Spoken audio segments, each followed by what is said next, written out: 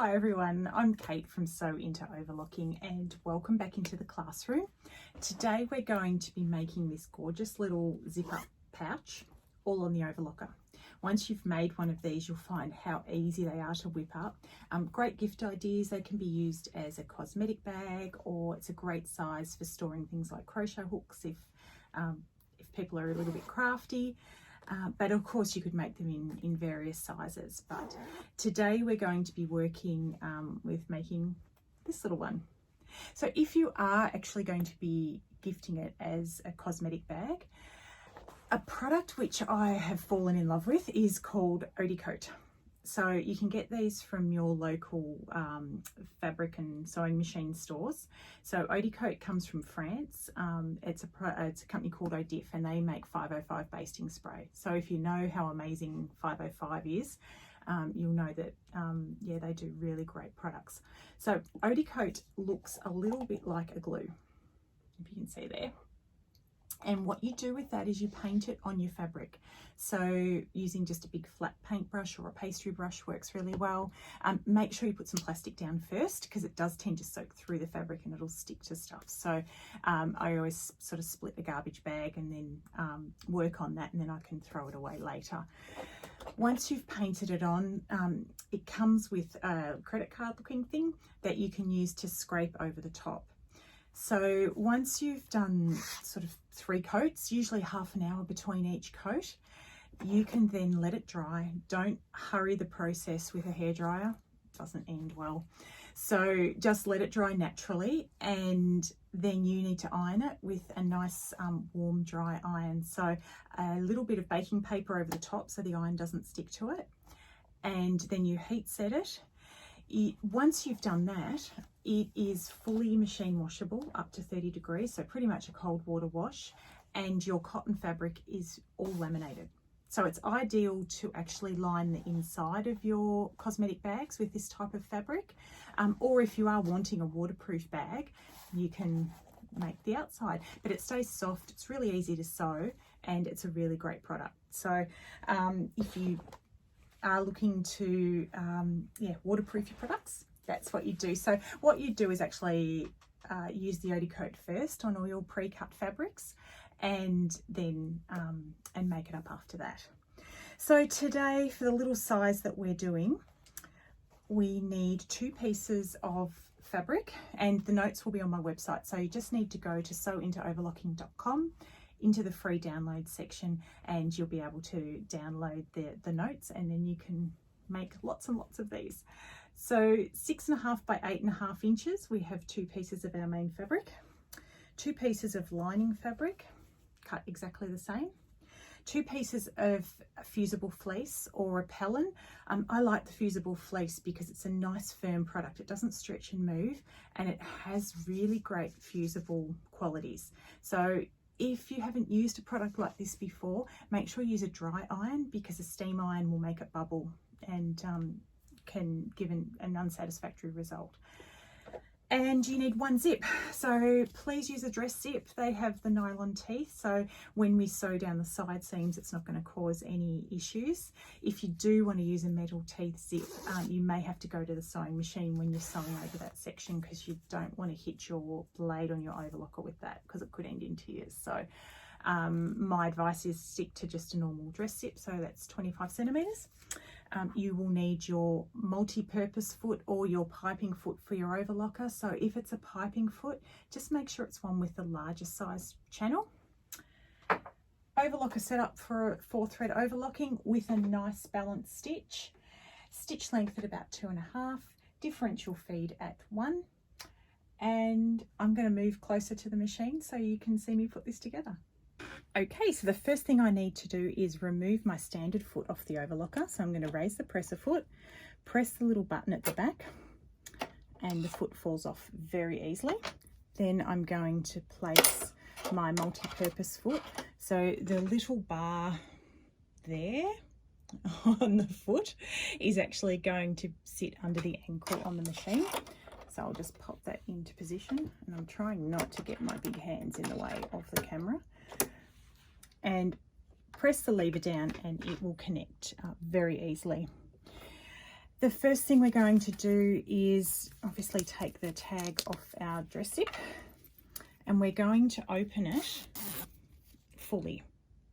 Now the reason this is a 25 centimeter zip or 10 inches is the zip needs to be longer than the fabric that you're working with.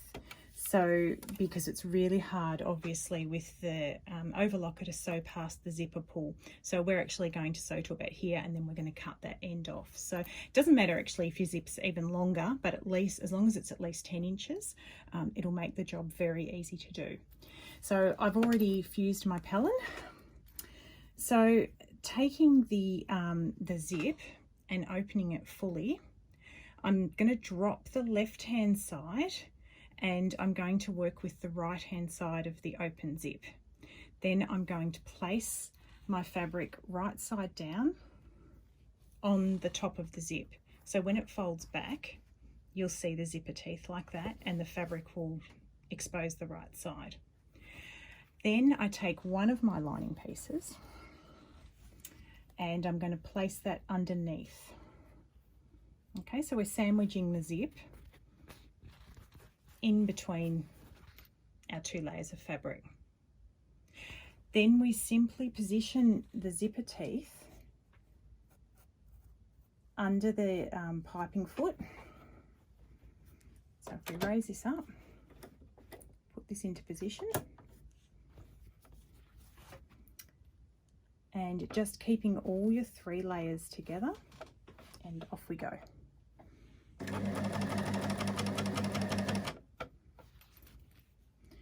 So once the needles are down through all the layers, we're just going to stop and readjust as we go. So you'll find you'll be trimming just a small amount of fabric off. If you have the ability to adjust the stitch width on your overlocker, I've got this one set to 6 mil.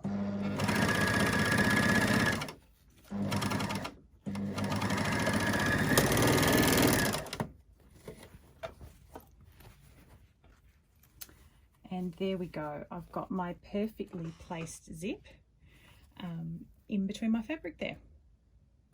Then we take the other side of the zip and we're going to place that on the right side of the fabric face down. So again, when this turns around, it's going to sit like that, and the lining fabric will be placed on top.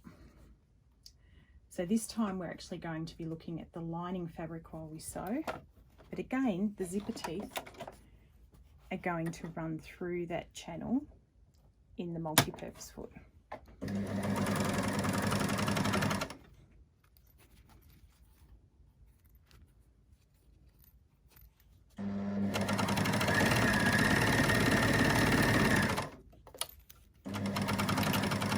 And when you get to the end, obviously you don't want to swing things out to the right because the blade will cut the zip off. We need to keep that intact. So we need to swing that to the left. And you can just chain it out. Then we zip up our zip. And what we'll have is our lining fabric underneath with our bag fabric on top. So it doesn't get any easier than that, does it? And you can see that the zip is perfectly positioned there in our bag. So the next step is to take our side seams, and we're going to start on the right hand side, keeping these pieces level, and we're going to stitch all the way down. When it comes to sewing over the top of the zip, we just want to push these side seams down just a little bit. Now, if you have the ability in your machine to adjust the presser foot pressure, I'm just going to pick the camera up and explain what that is. On this machine, it's this lever here. So it's currently on M for medium weight. I'm going to H for heavy. Some brands will have a dial on the top, and by turning it down, what that does is increase the presser foot pressure. You don't have a couple of wines and say that. And what will that will do is help to go over these thicker seams where I've got the 2 layers of pellin and the fabric, and of course over the top of the zip. So if you're at all concerned about your machine's ability to sew over the zip, you can of course go to a sewing machine for that purpose. So now what I'm going to do is remove the piping foot and replace it back with the standard foot, because we're done with putting our zip in now. And we're going to sew both the side seams of the bag. Again, just trimming a small amount as you go along. There is no set seam allowance as such, but I always like to trim so that my stitch is perfectly balanced at the edge of my work.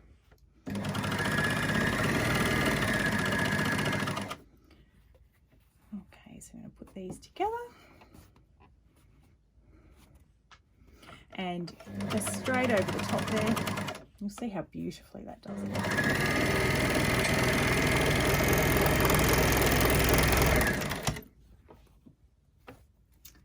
Now we're going to sew down the other side. Now before we do this, we need to open up our zip and make sure that that's level.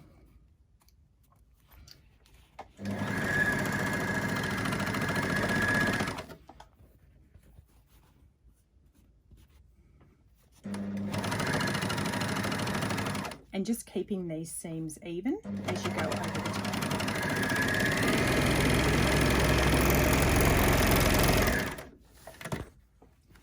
So by starting the zip right at the very top, it avoids hitting those little metal keepers at the top of the zip. So your side seam's quite clear of those, so you don't have to worry about that process at all. Then we're going to sew our base of our bag, so straight across.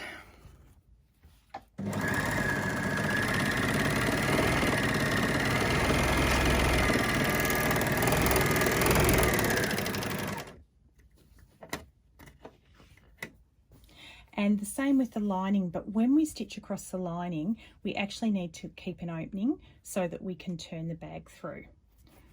So what we're going to do is stitch across to about here. Make sure the needles are up in the highest position. Then we can raise the presser foot, pull a small amount of thread down at the needles, and just maneuver the work off the needle plate and chain out.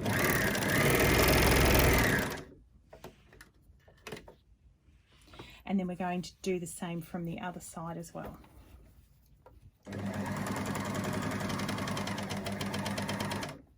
Again, needles up. So you'll see you've got sort of this daggy bit here from where the blade had started to cut because it was cutting ahead of the work, but you can just trim that off with the scissors when you're finished. So again, presser foot up. When we raise the presser foot, what that does is open up all the tension discs, so it makes it easy to pull the thread down. Then you can maneuver the work again out from under the foot and then chain out.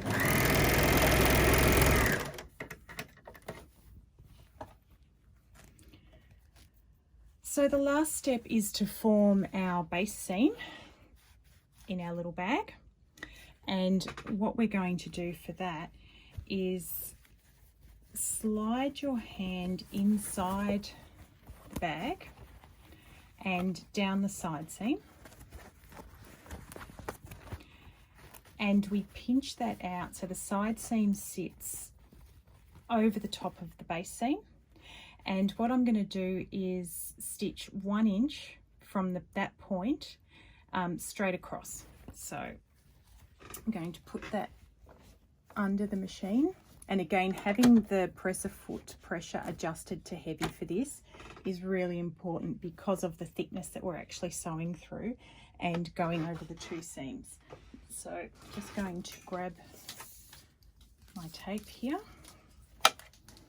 and just working 1 inch from the left needle position on the overlocker to the point of that seam.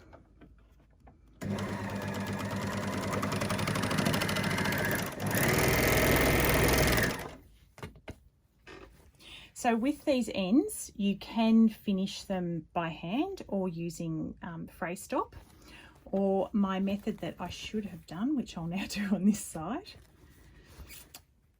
is to start and finish while you're actually overlocking, because it's just that other step that you don't have to go back and finish. So again, going to position this in front of the foot. We're about 1 inch there, looks pretty good to me. If you're doing a lot of this, you can always put a little bit of tape on your machine, which gives you a marker to work with as well. So as we begin to stitch, we're just going to do a couple of stitches onto the fabric with the needles down. Then we raise the presser foot, make the chain nice and smooth, and bring it round in front of the foot. Put the presser foot down and continue to stitch. When we get to the end of the seam, just make sure you've cleared the fabric. Then again, we raise the presser foot, and this time we're actually going to flip our work over. Position it in front of the needles and stitch a small amount. Okay, needles up, raise the foot, and then you can take the work out and it chains out beautifully. So you can see that's caught the chain in there beautifully, so that's not ever going to unravel.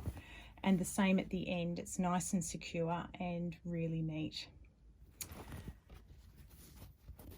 So the next step is to pop your fingers inside the bag, open the zip fully,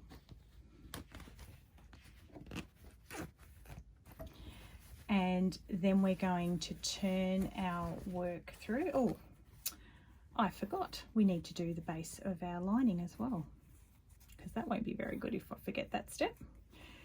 So again, we're going to pinch that out and sew those seams. I'll do those and then we'll come back to turning the bag through. So my bag's now finished. I'm going to turn it through and poke those edges out.